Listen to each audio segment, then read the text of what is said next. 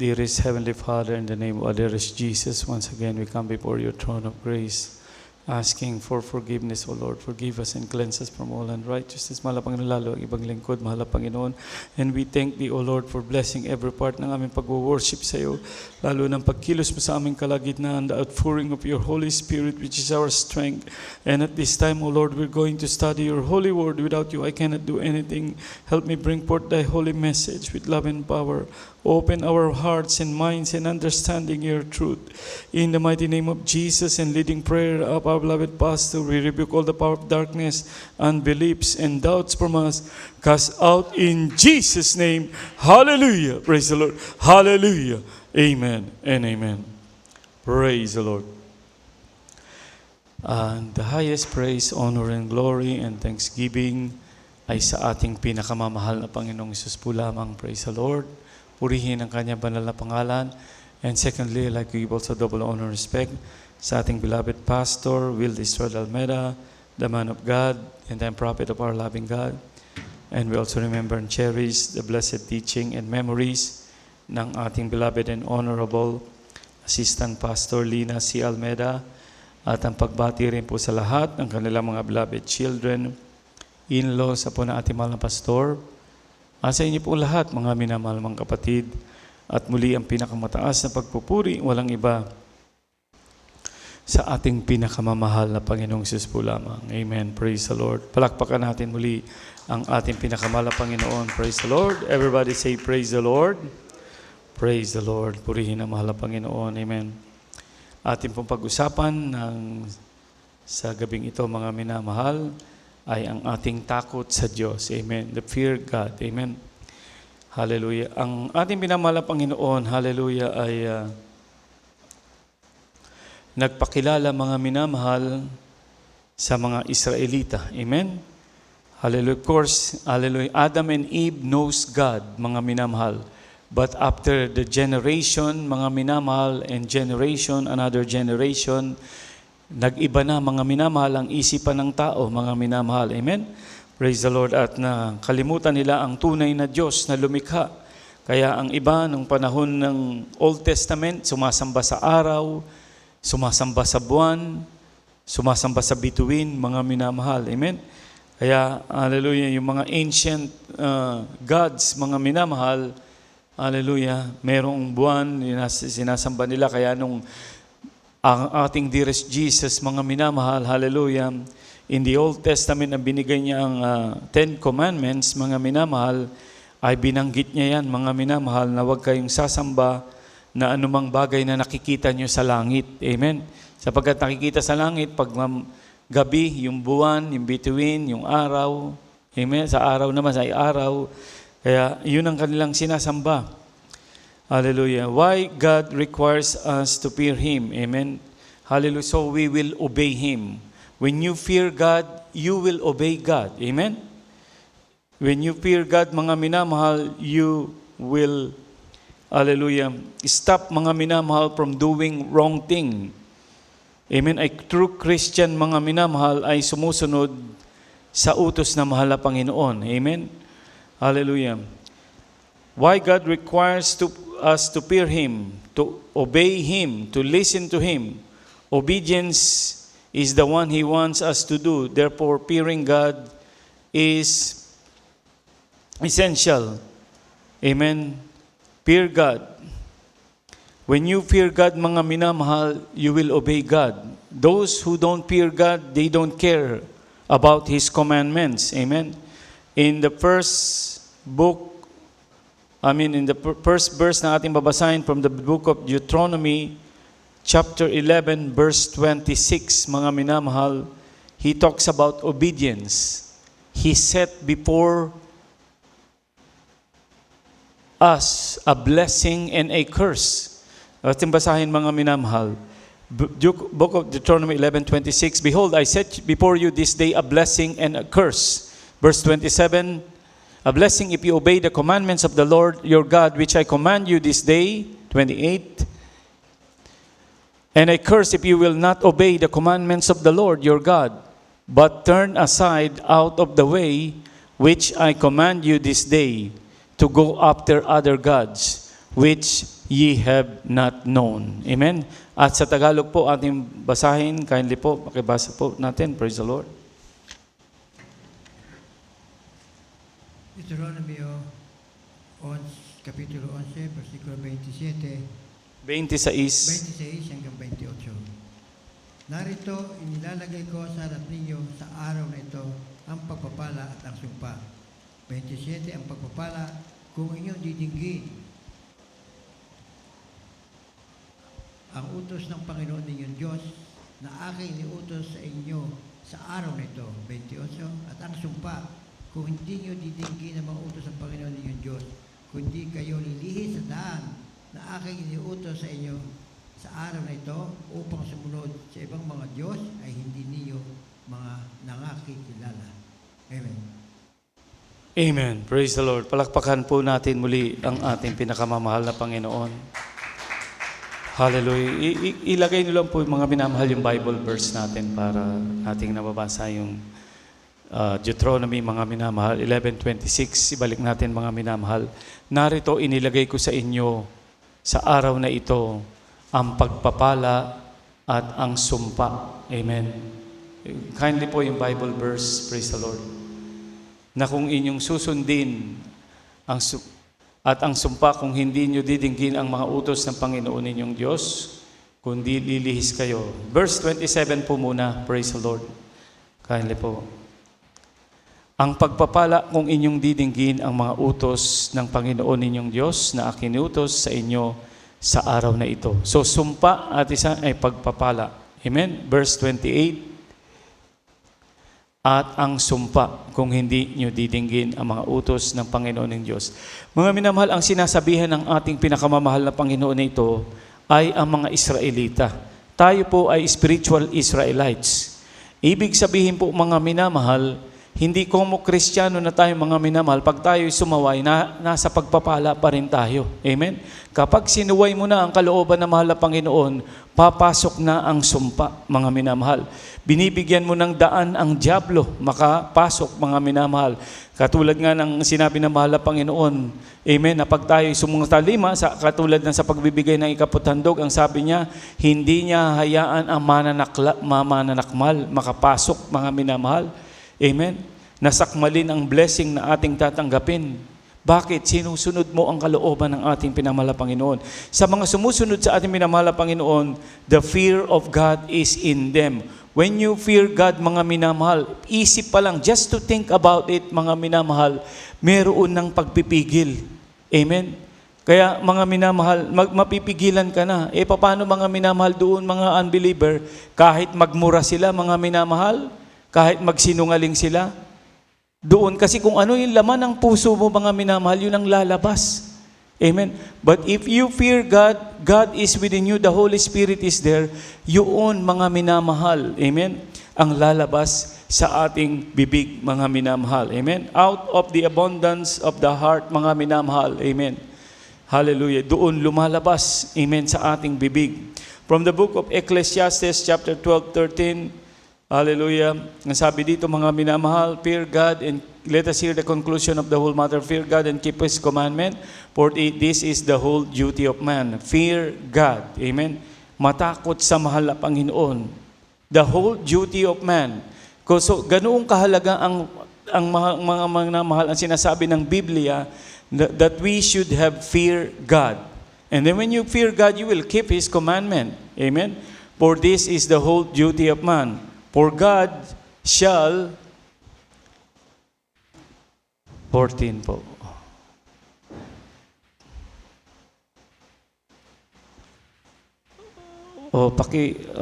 Tulungan niyo po yung operator, mga minamahal, mukhang nahihirapan, kindly po. For God shall bring every work into judgment with every secret thing, whether it be good or whether it be evil. Amen? Fear God and keep His commandment. Amen. God shall bring every work into judgment with every secret things, whether it be good or whether be evil. Napakahalaga, mga minamahal, kapag may takot tayo sa mahal na Panginoon, it will benefit us. Papunta ka ng langit. If you don't fear God, mga minamahal, you have no regret. Kahit magmura ka pa uli, kahit magsinungaling ka bilang Kristiyano na mga minamahal, ang mga Israelita, sinabihan na mahal na Panginoon, I set before you this day a blessing and a curse. Amen? Kaya nung araw na yon, mga minamahal, remember the Bible verse that we had read, mga minamahal, is on the book of Old Testament. It's in the book of Deuteronomy. Amen. Kalalabas lang, mga minamahal, ng mga Israelita. Israelite just get out of, mga minamahal, from slavery from Egypt. So doon sinasabi ng pinakamamahal na Panginoon, amen, I set before you this day a blessing and a curse. Amen. Ngunit, mga minamahal, despite of that, ano ang ginawa ng mga Israelita, mga minamahal? Amen. Nandoon, wala silang takot sa Diyos. Amen. Reklamo ng reklamo. Despite of the miracles that they had seen, the 10 plagues, mga minamahal, na pinakita ng mahal na Panginoon sa Egypt, mga minamahal, so that the Pharaoh, mga minamahal, will believe that there is only one God. Amen. Hallelujah. Because meron ding Diyos ang mga paraon, ang mga Egyptian or Pharaoh, mga minamahal. And they realize, mga minamahal, sabi nga, ang mga minamahal, nung paraon, mga minamahal, ang Diyos ng Israel ay tunay na Diyos. Nakumbinsi, mga minamahal, maging sila, biruin mo, hallelujah. After that, mga minamahal, amen, Egypt is the most powerful country during that time. But after that, amen, bumagsak sila. Ang economy nila, mga minamahal, hindi na nabanggit. Amen? Hallelujah. Ang kanyang mga chariots, amen, ay nawasak, hallelujah, doon sa dagat.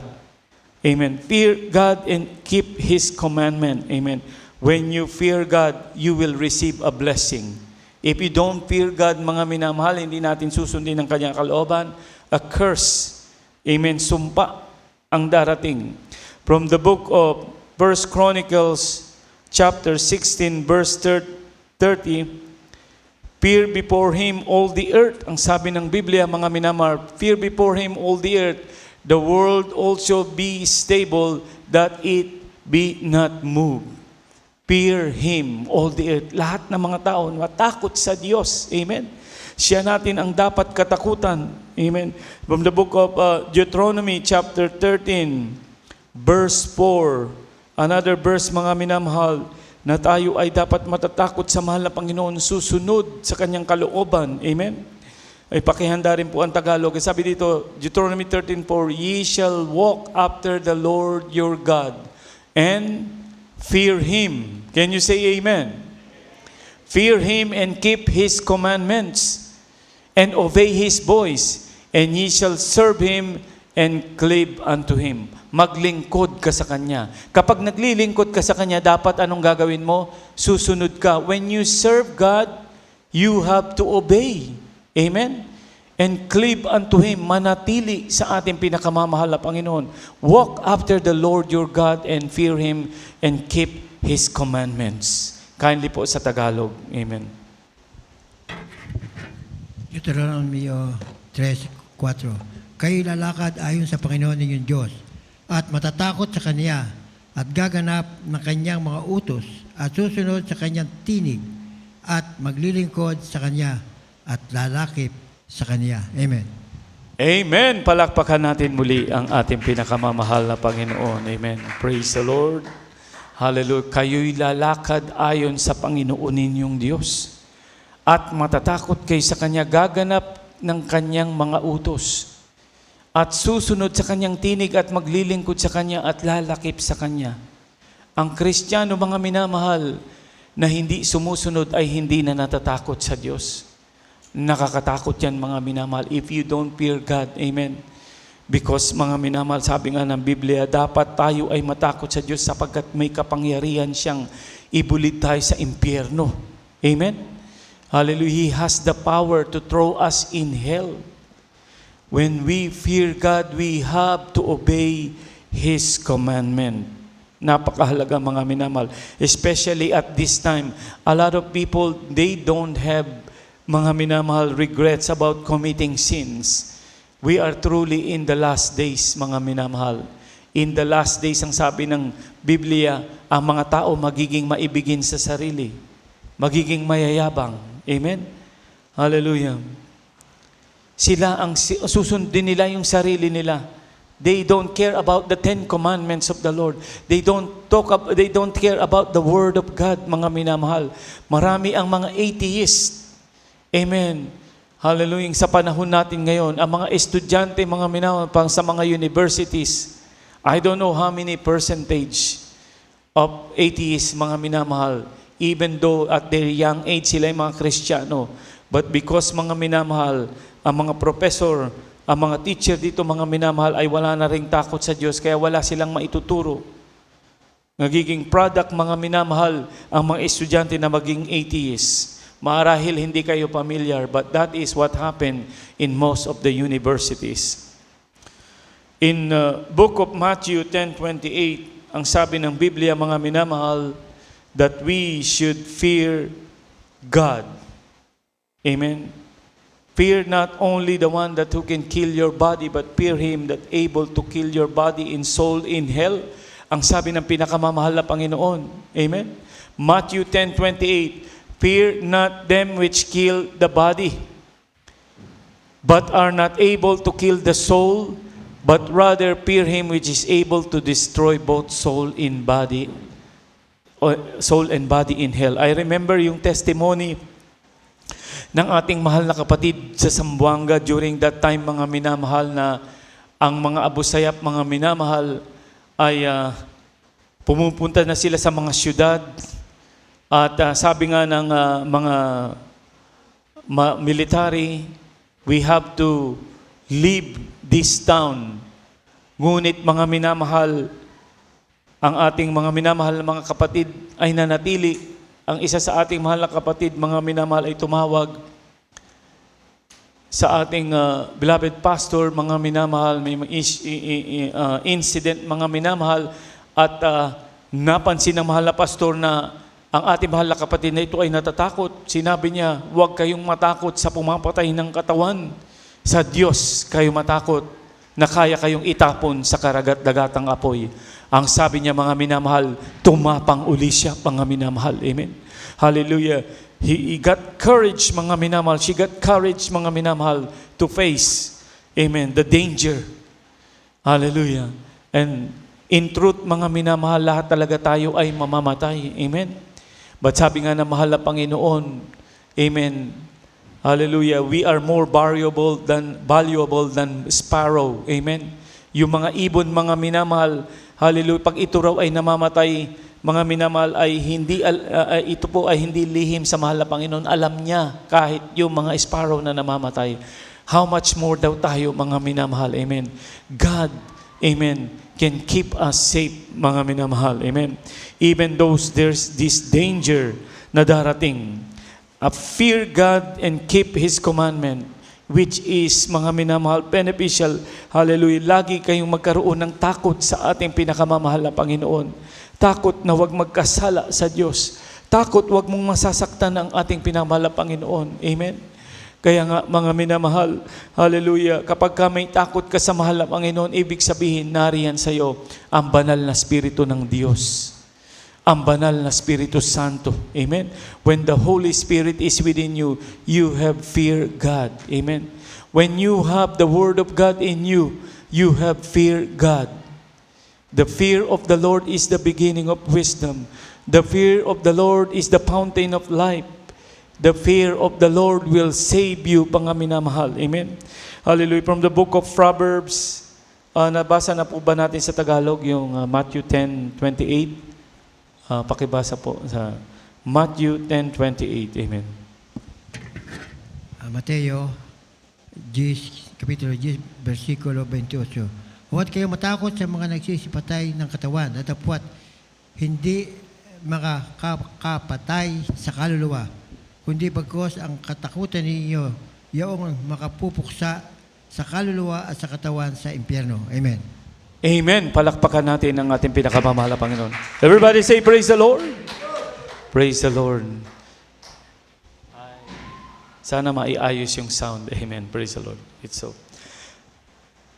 Mga minamahal, amen, ang sabi dito, huwag kayong matakot sa mga nagsisipatay ng katawan, datapwat hindi nakapatay sa kaluluwa.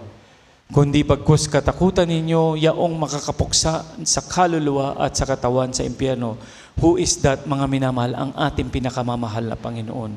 Amen. Satan has no power, mga minamahal. Satan has a created being lamang, mga minamahal. Wala siyang power over us, mga minamahal. Amen.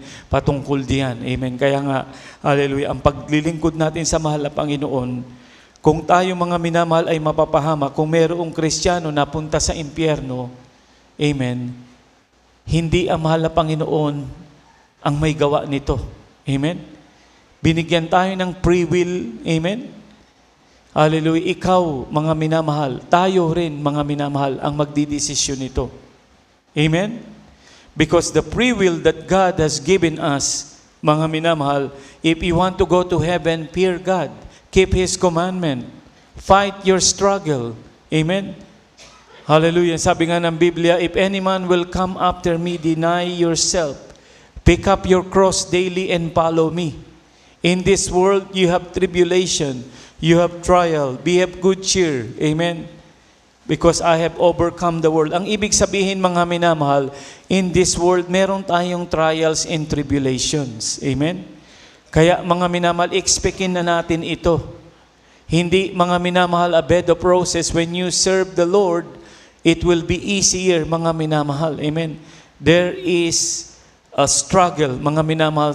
Sometimes in our life, there is a trials. Amen. But if you're going to trust our dearest Jesus, amen, the Bible said, enter into the narrow way. For wide is the gate and broad is the way that leadeth to destruction. To the narrow way, mga minamahal, may pagsubok. Amen. May trials. May mga paghihirap kang daranasin. Amen. Especially kung baguhan ka sa mahal na Panginoon. Amen. Yung mga impurities mo, sabi nga, mga minamahal, ay tatanggalin na mahal na Panginoon. Amen? Awit natin, mga minamahal. Amen. Salamat, O Diyos. Amen. Sabi ng awit, amen, sa pagsubok sa aking buhay, upang lumago araw-araw. Amen. Upang lumago araw-araw. May mga pagsubok para lumago. Amen. Trial, para yung patient mo tumaas. Kung magagalitin kang bigla, mga minamahal, lagi, mga minamahal, mayroong mga aral na darating sa iyo para ikaw ay matutong maging mahinahon. Amen?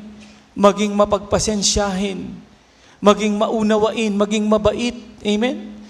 Hallelujah. Sabi ng ating ang banal na kasulatan, mga minamahal, tayo ay Kristiyano. That means dala-dala natin ang word na Christ. Amen? Dapat nandoon, mga minamahal, yung pagiging mahinahon, pagiging maamo, pagiging mabait. Amen? Sabi nga ng Biblia, I send you like a sheep in the midst of the wolves. Be wise as like a serpent and harmless as like a dove. Maging matalino kayo gaya ng ahas. Talino lang po, pero hindi natin gagayahin yung ahas. At maging maamo kaya ng kalapati. Meek, mga minamahal, maamo, mabait. Amen. Dapat mawala na sa atin yung kasungitan, mga minamahal, yung pagiging magagalitin. Amen. Na kaunting problema lamang yung iba, mga minamahal, kaunting problema lamang or encounter, mga minamahal, nagalit, nagmura na. Ganoon ang mga unbeliever, ngunit salamat sa mahal na Panginoon, binago na tayo. Amen. Ang mga unbeliever, mga minamahal, lahat ng klase ng puto binabanggit. Puto seko, puto bongbong, puto maya, lahat ng puto. Pero sa atin, mga minamahal, hindi na. Amen? Praise the Lord na lamang. Lagi ang pagpupuri sa ating mga bibig. Can you say amen? Praise the Lord. Hallelujah. Palakpakan natin ang ating pinakamamahal na Panginoon. When our dearest Jesus, mga minamahal, ay ibinigay niya ang 10 Commandments, grabe ang takot ng mga Israelita. Ang sabi niya, Moses, nakiusap siya, pwede bang ikaw na lang ang magsalita? Can you speak with us but not God? Lest we die. Bakit, mga minamahal? We are familiar, mga minamahal, sa thunder and lightning. Amen? When I was a kid, mga minamahal, kapag rainy season, mga minamahal, sa Philippines, grabe ang thunder. Nakakatakot talaga. Ang lalakas. Amen? When you hear the real thunder, mga minamahal, it's just like earthquake. Ang bahay mo, mga minamahal, is just like going to crush down. Ganoon ang na-experience nila. Hallelujah. From the book of Proverbs chapter 9 verse 10, ang sabi ng verse 9 to 10, mga minamahal, the fear of the Lord is the beginning of wisdom, and the knowledge of the holy is understanding.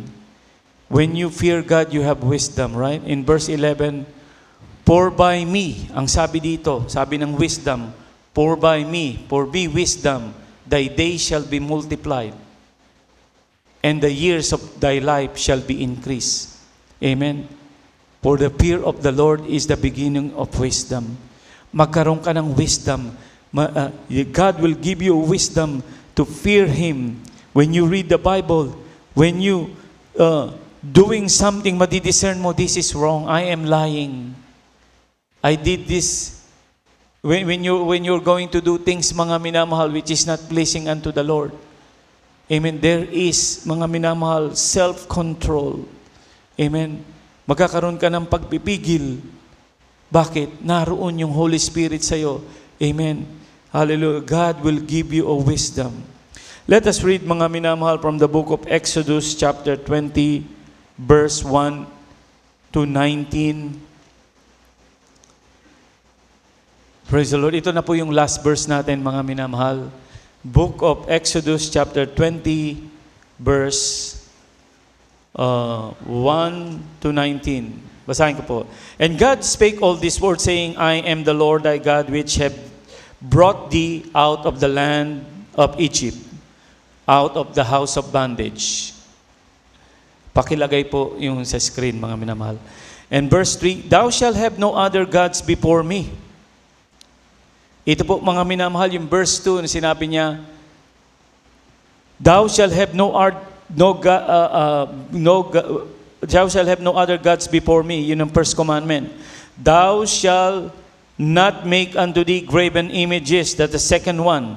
Or any likeness of anything that is heaven above, or that is in the earth beneath, or that is in the water under the earth. So, God mention everything. You take note, mga minamar, on verse 4. Take note, thou shalt not take any graven images or any likeness of anything that is heaven, the one that you see above, or in the earth, beneath, here on earth, anything that you see, or that is in the water, the earth, ibig sabihin sa tubig. So, wala talaga, wala. Wala kang gagawing graven images. Nothing at all. Hallelujah. Amen? Verse 5, thou shalt not bow thyself to them, nor serve them. For I, the Lord thy God, am a jealous God, visiting the iniquities of the father upon the children unto the third and fourth generation of them that hate me. 6, and showing mercy unto thousands of them that love me and keep my commandments. That's the second one. First one, thou shalt not make no other gods. Now, not bow before them. And the next one, mga minamahal, thou shalt not take the name of the Lord thy God in vain. Kung minsan, bigla na lang natin sa oh my God. Hindi po dapat, mga minamahal, ganoon. Thou shalt not take the name of the Lord in vain. Ang Hollywood laging binabanggit ang mahal na Panginoong Jesus. Amen? Kaya hindi natin ipapatronize yung mga movies na yan, mga minamahal. Amen? Thou shalt not take the name of the Lord thy God in vain, for the Lord will not hold guiltless those that take His name in vain. Verse 8, remember the Sabbath to keep it holy. Amen? Praise the Lord. Ang ating mga minamahal, ang Sabbath, mga minamahal, ay sinasabi dito ay rest day. Ito po, mga minamahal, ay ating ginagawa ng Sunday. Ang mga Sabadista, sinasabi nila, ang Sabbath day daw ay Saturday. But if you're going to think about, mga minamahal, what is the first day of the week? When is the first day that we work? Monday, di ba? Amen? Monday is the first day of the week. Kaso tinwist nila yan. Kaya ang ginawa nila, ang first day of the week ay Sunday. Paano magiging first day of the week ang Sunday? Wala namang trabaho mga tao. Amen? So the first day of the week should be Monday. So nagkaroon lang ng problema sa title na ito. Amen? We are keeping the Sabbath day, which is, yun nga, napunta sa Sunday. Now, take note mga minamahal, ang Roman Empire is very powerful before. So, if we're going to study mga minamahal, ang title ng ating days of the week is Moon Day. Tuesday means Mars, Martes, Mars Day. Miyerkules, Wednesday means Mercury. Tuesday or Saturn, Thursday, mga minamahal. And the rest goes on, mga minamahal. These are all titles of gods of the Romans. Amen? Tinwist nila. Even the apostles, you see, mga minamahal, yung mga statue, mga minamahal doon sa Vatican, kung yung mga title noon, mga Diyos-Diyosan nila kasi si Jupiter, si Mars, si Pluto, yung Mary, ginawa nilang, yung Mary ng Bible, which is Venus, yun ang kanilang wino-worship. Just to give you a little background of the history, how it was influenced ang ating mga titles ng ating days of the week, even the months. Anyway, let's go back to this one. Remember the Sabbath day to keep it holy. 9, 6 days thou shalt labor and do all thy works. 6 days. So, first day of the week is Monday, right? Because Monday is the one we started. Monday, Tuesday, Wednesday, Thursday, Friday, Saturday. And then the 7th day, amen, thou shalt not work. But the 7th day is the Sabbath of the Lord. Verse 10, thy God, and thou shalt not do any work, thou, nor thy son, nor thy daughter, thy manservant, nor thy maidservant, nor thy cattle, nor thy stranger that is within thy gates. For in 6 days the Lord made heaven and earth. In verse 11, the sea and all that is in, and all that in them is, and rested the 7th day. Wherefore the Lord blessed the Sabbath day and hallowed it. He make it holy, yung ika-7th day or the Sabbath day. Verse 12, honor thy father and thy mother, that thy days may be long upon the earth. Amen. When we honor pala mga minamahal ang ating mother and father, bahaba ang buhay natin. We're going to have a long, amen, prolonged days. We are in verse 12 now, and verse 13, thou shalt not kill. Verse 14, thou shalt not commit adultery. Verse 15, thou shalt not steal. 8 commandments. In verse 16, thou shalt not bear false witness against thy neighbor.